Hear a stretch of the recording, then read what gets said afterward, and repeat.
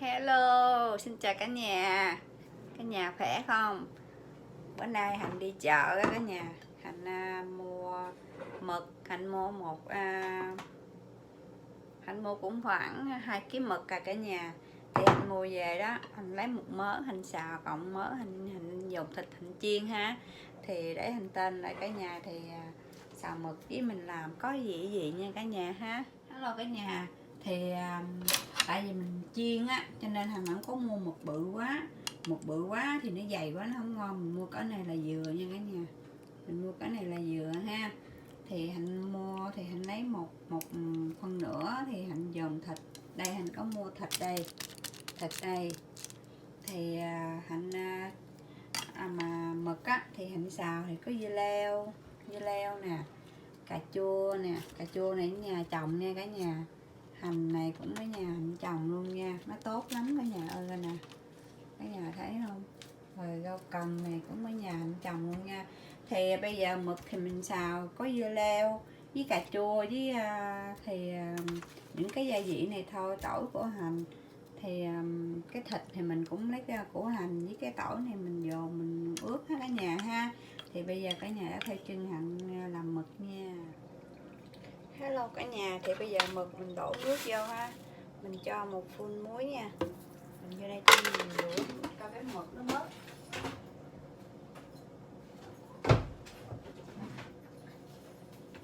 Mình cho giấm vô luôn nha cả nhà, chút giấm nha, cho nó bán cái mùi tanh.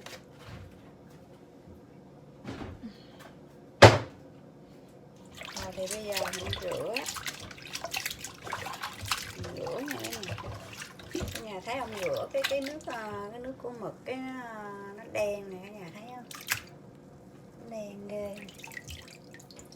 Mình rửa xong rồi mình hãy lột nha cả nhà. Ngon hết cả nhà ha. Tại vì con của mình nó thích ăn cho nên mình mua vậy. Không biết làm gì mua này cho con mình ăn chung luôn. Thì bây giờ trước hết á, thì mình làm mực nha cả nhà. Thì mình lấy cái này ra, cả nhà bỏ cái này ha, cái này mực nè, cả nhà bỏ nó ra, cả nhà nặng cái này ra. Rồi cả nhà cắt con mắt của nó, cắt hai bên nặng mắt nó ra. Rễ ngon hết cả nhà ha. Thì tiếp theo con mực thì mình sẽ mình lấy nó có cái luồng này, trong con mực nó có cái này, cả nhà thấy không? Có cái này mình phải lấy ra.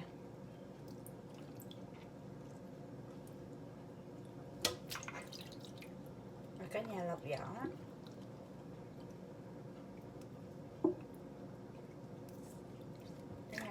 cái nhà lột ra. Thì các bạn thích á, thì lột, còn không thích á, để luôn cũng được. Mình chiên cái con mực nó trổ lên cái màu đỏ, nó rất là đẹp con mực.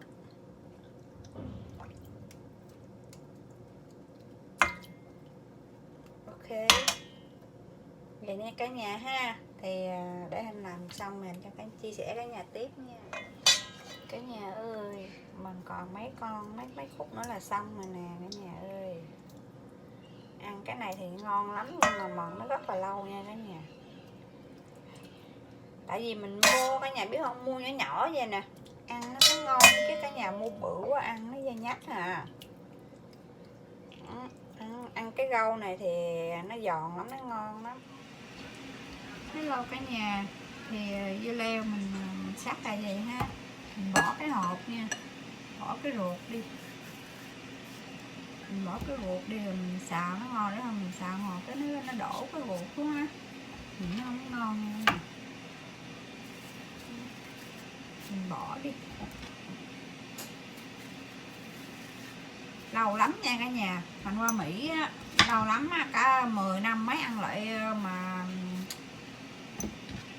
dưa leo xào với mực nha cả nhà. Đó, thì giờ mình bỏ nó qua, mình sắc xong rồi mình sắc nó vậy, sắc vậy gì. rang này nó dày lắm cả nhà ơi, nó dày ruột quá à. Vô đây là leo con nể. Ok ha cả nhà ha. Hello cả nhà, thì bây giờ dưa leo, củ hành, hành lá, cầm, tỏi, hành trắng, cà ha. Thì cái này để một lát nữa hành xào mực xào. Cái tỏi này thì hành lấy phân nửa, còn phân nửa hồi hành xào ha. Thì bây giờ để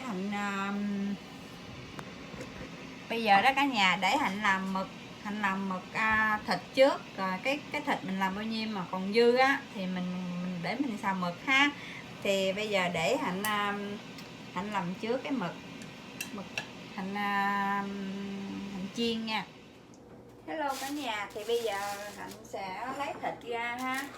Thì hạnh dứt ra chừng để coi hạnh dứt canh bao nhiêu, hạnh dứt ra. Thịt xay ngon lắm nha cả nhà. Ở Mỹ thịt xay tươi, rất là tươi luôn. 3 đồng một phao. Để hành múc coi được bao nhiêu mực. Tại vì hành chiên có mấy con à, chiên có mấy con mực à. Chắc mình nghĩ như là chắc đủ cả nhà ha.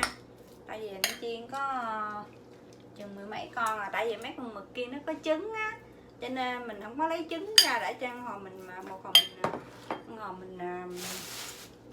mình để này qua bên đây ha. Cái hồi mình xào thì trước hết á thì mình vô đây mình lấy cái muỗng nữa, mình cho vô đây củ hành bằm nha cả nhà, cái hành bằm, tỏi bằm luôn nha, cho vô đây luôn nha, mình cho nó qua đây luôn. Trước hết thì mình phải cho hành vô luôn nha cả nhà, cho miếng hành vô. Thì ở trong này nó có một muỗng đường, chút muối với chút bột nêm, hành không có xài bột ngọt, mình cho hết vô. Rồi chả tiêu vô luôn nha.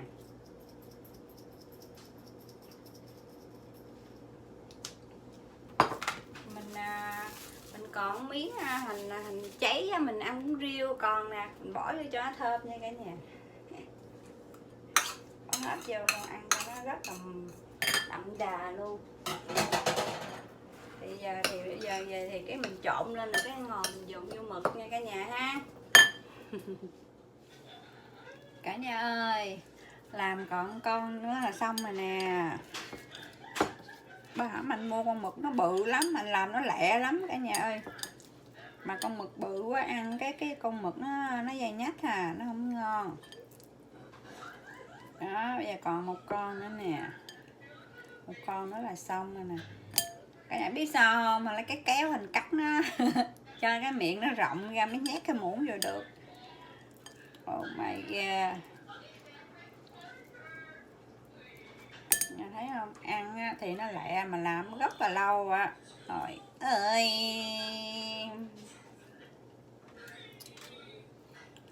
Gần xong rồi, finish rồi. Đây, thì bây giờ mình làm xong thì mình sẽ xơm nó nha cả nhà, mình xơm đó. Cả nhà thấy không, mình xơm đó. Bây giờ xong rồi ha, còn miếng nè. Canh hay lắm, thấy không cả nhà? Được một dĩa nè. Đó. Đó, thì giờ hành xơm ha, hành xơm bây giờ hành để đây nha cả nhà ha. Ý, nó nhảy.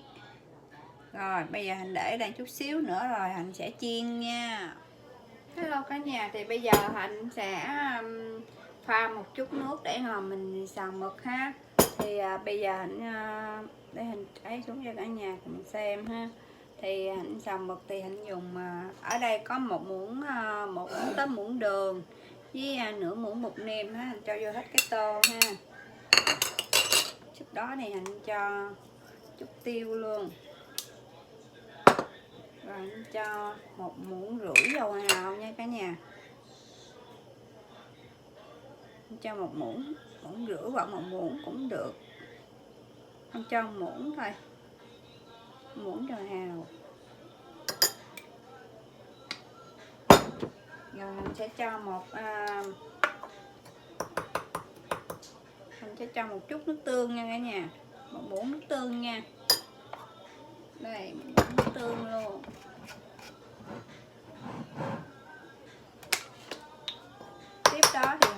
cho thêm một muỗng nước. Rồi cho thêm muỗng nữa thì còn chút nữa cái mình xào dầu hào, cái đầu mình xào mực, tại vì mực cả nhà thì cái mực á thì cái này để hình quậy lên vậy là xong nha cả nhà. Đó, chút nữa cái mình bỏ cái sốt này vô, cái mình xào thì cái hành tôm thì hành bắt một cái bên này một nồi nước ha, mình cho đây một nồi nước, rồi bên đây một nồi nước, để bên đây hạnh trụng một nồi, một trụng mực, một nồi hạnh trụng sơ cái mà dưa leo đó cả nhà, mình trụng cho nó ra cái chất, bớt cái chất nước đó. Khi mà mình xào mực xong rồi mình đổ cái dưa leo vô, mình xào xong là mình lấy ra liền cho dưa leo nó còn giữ cái giòn. Ok ha. Hello cả nhà, bây giờ cái chảo nóng này ha, mực nó chạy hoài rồi cả nhà ơi. Cái chảo nóng thì bây giờ mình cho mực vô nha, cho nó vô xong rồi mình lấy cái nắp mình lại lại cho vô hết luôn nha cả nhà, cho vô đây nó lội luôn. Đó.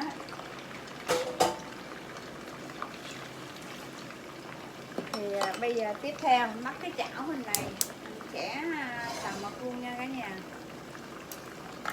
Đây thì cũng có chén dầu, để mình cho chén dầu này vô.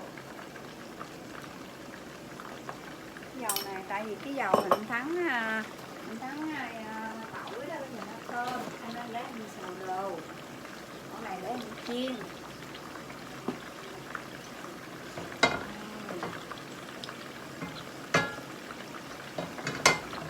Thì bây giờ cái chảo nóng thì mình cho hết cái tỏi này vô nha cả nhà.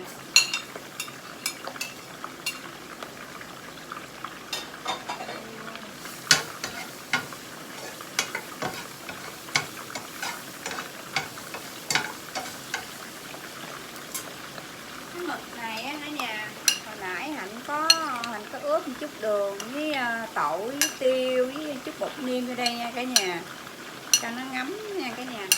Thì bây giờ mình sẽ xong cái này mình sẽ xào qua cái này tới một tí đó. Cái này mình phải còn cái lửa nó lớn nha cả nhà, một thì xào lẹ nó chín sẵn rồi, dưa leo cũng chín, cái mình xào cái mình bỏ nó vô vậy thôi. Thì bây giờ mình sẽ tỏi nó vàng hết cả nhà, mình cho hết mực vô nha, rồi cái nước lại.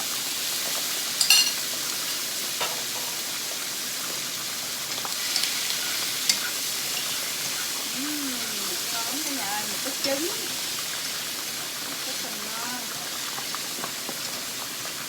Trứng cả nhà nha, cho lại cái nắp lại ra để nó ngồi nó tưng bừng luôn, tưng bừng qua lá luôn.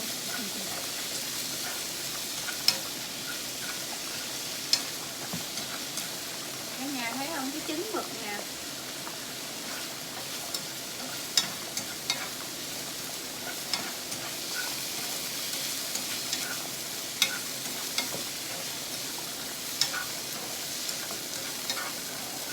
Bây giờ cái mực này nó ấy xong rồi thì mình cho cái sốt vô, mà nó cho dưa leo vô là mình nhắc xuống nha cả nhà.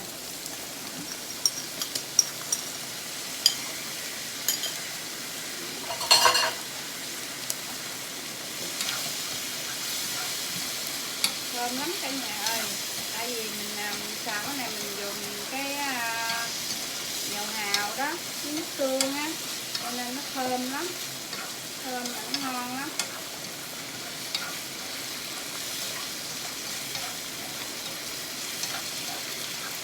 Đó cả nhà thấy ngon không, sọt nước ra liền thấy không cả nhà. Thì xong rồi ha, bây giờ mình cho hết cái dưa leo này vô luôn, đi qua đây luôn, cài luôn, mình đảo lên chín nha.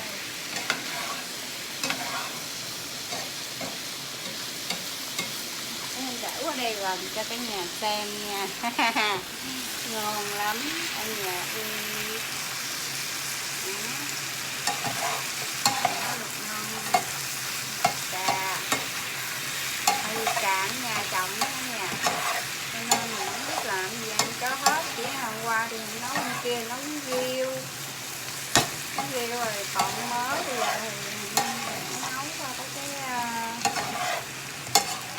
mực xào ngon cái này. Dưa leo á mình cũng xào sơ rồi, dưa leo mình trụng sơ chứ nấu vô cả nhà. Mực này mình cũng trụng rồi, thì bây giờ mực nó dán nó như vậy, thì bây giờ mình cho cái củ hành vô nha cả nhà ha. Cái củ hành vô luôn.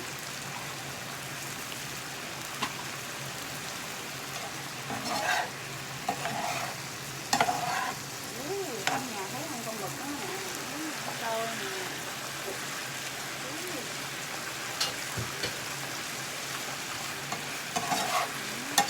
Bây giờ cái củ hành bỏ vô rồi ha,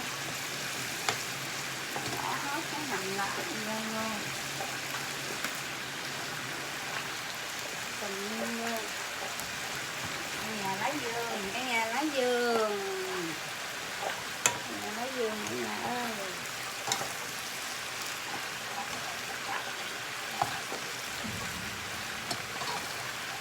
Đây sẽ có một dĩa mực ngon thật là ngon luôn.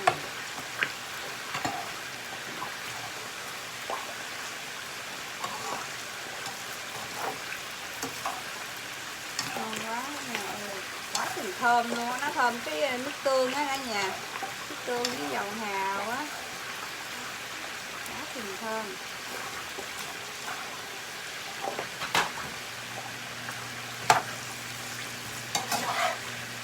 Mình thấy không, mình trụng mực sơ vậy đó, mình xào mà nó không có ra nước. Ok, vậy là xong nha cả nhà ha. Đó, vậy là xong rồi nè. Rồi cả nhà ơi, chiên ba mực này ngồi là biết không, mà mình chua biết này đi luôn á. Ok, như vậy là finish nha cả nhà. Một hồi nữa hành chiên mực xong mình sẽ dọn lên bàn, mời cả nhà cùng lên bàn ăn nha.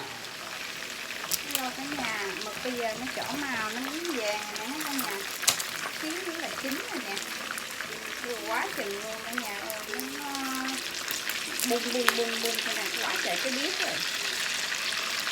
Xíu nữa Hạnh gấp ra nha cả nhà ha. Cả nhà thì bây giờ mực á, Hạnh xào với Hạnh chiên cũng xong rồi ha. Thì để Hạnh mời cả nhà cùng vô bàn ăn chung nha. Cả nhà nhìn thấy ngon không?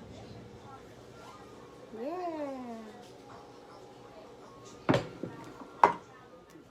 Để Hạnh cắt cái mực ra nha cả nhà. Hạnh cắt ra chừng một con ăn nha cả nhà. Ngon quá cả nhà ơi.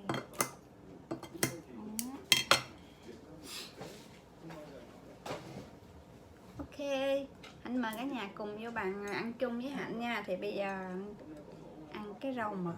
Cả nhà nhìn cái rau mực. Đó cả nhà. Chỉnh lên tí nha.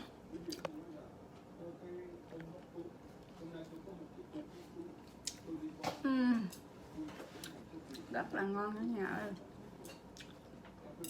Cái gì mà mình xào nha cả nhà, mực mình xào với dầu hào ăn rất là ngon. Dầu hào với nước tương nó thơm á cả nhà. Đây nè, cái miếng mực chiên.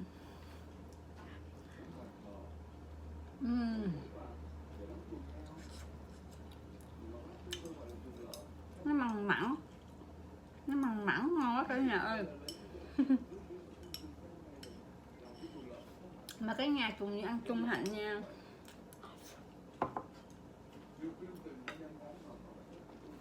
Cả nhà nhìn con mực nè, mực ở trong nó, ở trong con mực này nè cả nhà, nó có trứng, cái trứng nó lòi ra nè cả nhà thấy không? Cái trứng mực á. Nè cả nhà nhìn nó trắng tươi à. Thấy không? Ngon lắm. Cho nên mình muốn mua mực nhỏ là mình ăn con mực nó có trứng ngon lắm. Đâu có dắt cả nhà đâu, trứng của mực á.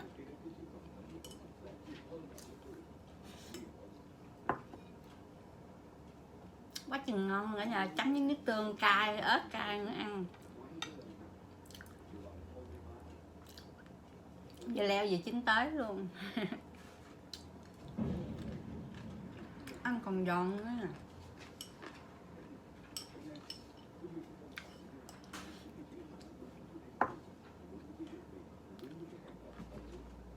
Mình mua á thì mình làm nó cực, nhưng mà mực ăn nó dễ ăn cả nhà, ăn nó dễ ăn cơm lắm, rất là ngon.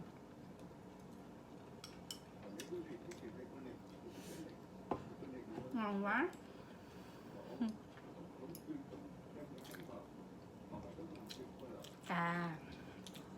Cà với cần nhà Hạnh trồng nè, với hành.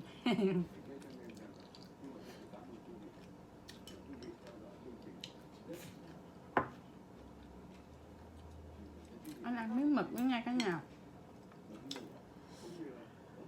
quá chừng ngon luôn. Nó vừa ăn lắm cả nhà, rất là vừa ăn luôn á.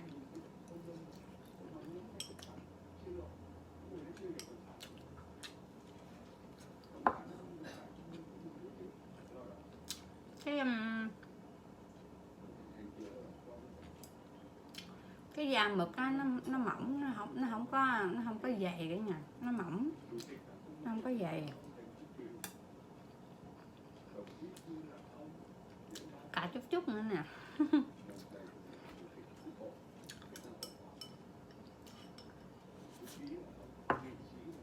Nó ngon cả nhà ơi, chiên nó cũng đâu có teo gì mấy hết.